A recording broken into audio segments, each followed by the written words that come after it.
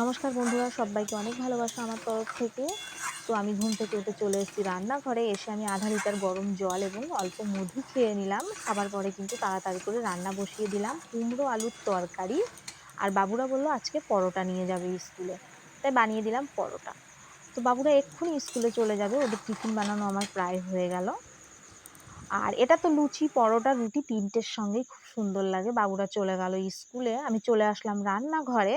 তো কুমড়োর তরকারি ওরা এত ভালোবাসে যে হলে পারে ওরা কাড়াকাড়ি করে আর বলে যায় যে বাড়ি এসেও যেন পায়। আমরাও ভালোবাসি, কিন্তু আমরা তো সকালে খাবো না এখন, আমরা খাবো ছোলা ভেজানো আছে আর এখন চা খাবো, তাতেই আমাদের কিন্তু হয়ে যাবে। এখানকার মানুষরা কুমড়োর তরকারি বেশি খায় না, মানে মিষ্টি কুমড়োর তরকারি খায় না, এরা কাঁচা কুমড়োর তরকারি বেশিরভাগ খায়। যেহেতু এরা মশলা পছন্দ করে তাই এই ধরনের তরকারি ওরা কেনেই না। তো আমি চলে আসলাম চা খেতে, কারণ চাটা ওর বাবা বানালো। চলে আসলাম চা খেতে, আকাশে খুব মেঘ করেছে। আজকে একটু আমার বেশি চায়ের দরকার ছিল, কিন্তু আজকে কম চা পেলাম, কোনো ব্যাপার নেই। তো এই যে ঝপঝপিয়ে বৃষ্টি শুরু হয়ে গিয়েছে বাইরে, আর আমিও চা খেয়ে তাড়াতাড়ি করে চলে আসলাম। আজকে আর ফেস মাসাজ, ফেস ইয়োগা কোনোটাই করিনি। বডি ইয়োগাও কিন্তু আজকে করতে পারলাম না, কারণ এভাবেই সময়ের এত শর্ট। তারপরেই বসে গিয়েছি বাসন নিয়ে, কারণ অনেক বাসন ছিল, আধার থেকে বেশি বাসন আমি মেজেই নিয়েছি, আর অল্প কিছু বাকি আছে। তার আগে আমি কিন্তু বৃষ্টির আগে উঠোনটাও ঝাড় দিয়ে এসেছিলাম।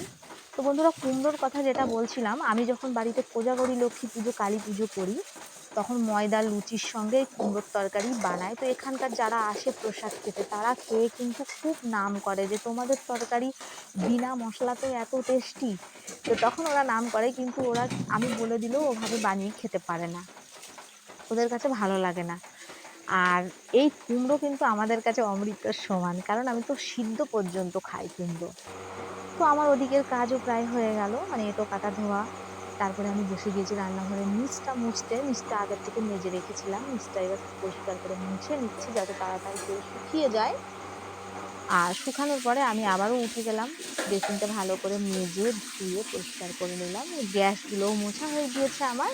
তারপরে আমি মুছে চলে যাব অন্য ঘরে। তো বন্ধুরা, আমি কিন্তু সকালবেলায় এই রুটি তরকারি খাই না, আগেও বলেছি। আমার জন্য আমি ছোলা ভিজিয়ে রেখে থুয়ে দিয়েছি। আর এখানে একজন দুধ দিয়ে গিয়েছে, আমাদের কিন্তু ডেলি দুধ আসে 1.5 লিটার করে, আর এটা কারোর গরুর বাচ্চা হয়েছে তারাই দিয়ে গিয়েছে। তো এই দুধটা আমরা ছানা বানিয়ে বাবুরা বাড়ি আসলে খেয়ে নেব। তো আমি একবার কিন্তু গ্যাস মুছেছি সার্ফ দিয়ে, আর যা জল পড়েছিল সেগুলো মুছে আমি এ ঘরে চলে আসলাম। এ ঘরে এসে বিছানাপত্র ঝেড়ে ঝুড়ে খাট মুছে বিছানা গুছিয়ে নিলাম।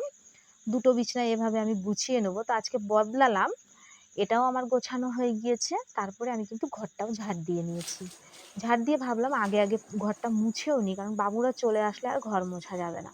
তো ফ্যান চালিয়ে ঘরটা মুছছি যাতে ঘরটা তাড়াতাড়ি করে শুকিয়ে যায়। তারপরে আমি চলে যাব দোকানে, কারণ দোকানে আমার অলরেডি লোক ডাকছে।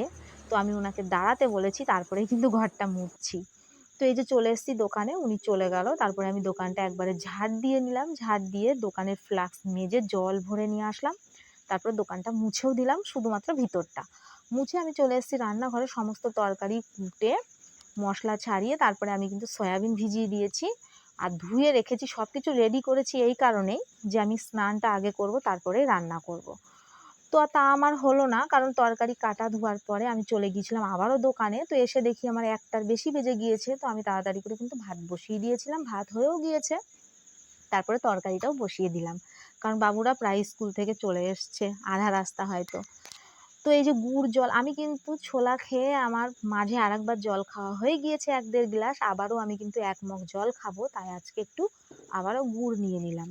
তো আমার হয়ে গেল 1.5 লিটার জল খাওয়া, মানে দুটোর আগে আমার 1.5 লিটার জল খাওয়া হয়ে গেল। এবার বাকি যে সময়টা পাবো, তখন আমি আধা লিটারও খেতে পারি, 1 লিটারও খেতে পারি, সেটা আমার পেপাসার উপর নির্ভর করবে। যেহেতু বৃষ্টি, তো কম পেপাসা পাবে।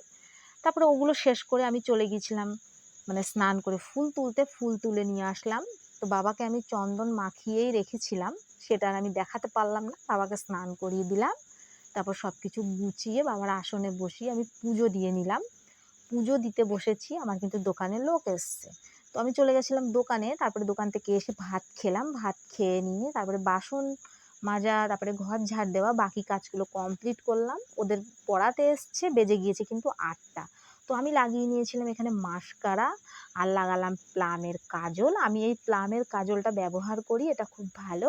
আর ল্যাকমির আইলাইনার ব্যবহার করি। বাকি আমার কাছে যা আছে সব সস্তাই, কারণ আমি বেশি মেকআপ করি না, আমার মাথা যন্ত্রণা করে, সেই জন্য আমি বেশি দামি প্রোডাক্টও রাখিনি। তবে এবার আমি দুর্গাপুজোতে যাব, অল্প কিছু দামি প্রোডাক্ট নেব, যেমন একটা ফাউন্ডেশন আর একটা মাস্কারা, এই দুটো আমি দামি নেব। তো বন্ধুরা, আমি আজকে আমার এই শাড়ির লুকটা দেখাবো, সেটাই আমার মেন উদ্দেশ্য। আর এটা আমার দোকানের শাড়ি, এই শাড়িটা কিন্তু আমি আমার ভিডিওতে দিয়েছিলাম আপনাদেরকে, তো এটাই আমি আজকে পরে দেখাবো। এর শাড়ির সঙ্গে কিন্তু গ্রিন কালারের ব্লাউজ আছে, নরম কাপড়ের। তো আমি কালকেই বলেছিলাম আপনাদের, বা আমি অন্য ভিডিওতে বলেছিলাম, যে ব্লাউজের সঙ্গে যদি ঠিকভাবে শাড়ি না পরা যায় তাহলে কিন্তু শাড়ি সস্তা লাগে। তো যেহেতু আমি এই ব্লাউজ দিয়ে পরেছি, সেই জন্য কিন্তু শাড়িটা দামি মনে হচ্ছে। আর শাড়িটা যদিও বেশি দাম না, 650 টাকা দাম, মাত্র 600 টাকায় আমি বিক্রি করি। খুবই সফট শাড়ি, যারা এ ধরনের নরম শাড়ি পছন্দ করেন তাদের জন্য একদম পারফেক্ট। তো এই শাড়িটা আমি নিয়ে নেবো, এবং আমি একবার পরবো কিনা জানি না, তবে আমার দিদিকে দিয়ে দেবো, ও খুব ভালোবাসে এই ধরনের শাড়ি পরতে। তো বন্ধুরা, এটাই আমার লুক। আর এই যে মালাটা আমি পরেছি এত লম্বা দড়ির মতো, এই মালাটা আমি কিনেছিলাম কিন্তু দুর্গাপুজোর সময় বাড়িতে গিয়ে। এই লুকটা দেখে আমার সরস্বতী পুজোর কথা মনে পড়ে গেল। তো যাই হোক, এটা দেখে আপনাদের কেমন লাগলো জানাবেন। ধন্যবাদ।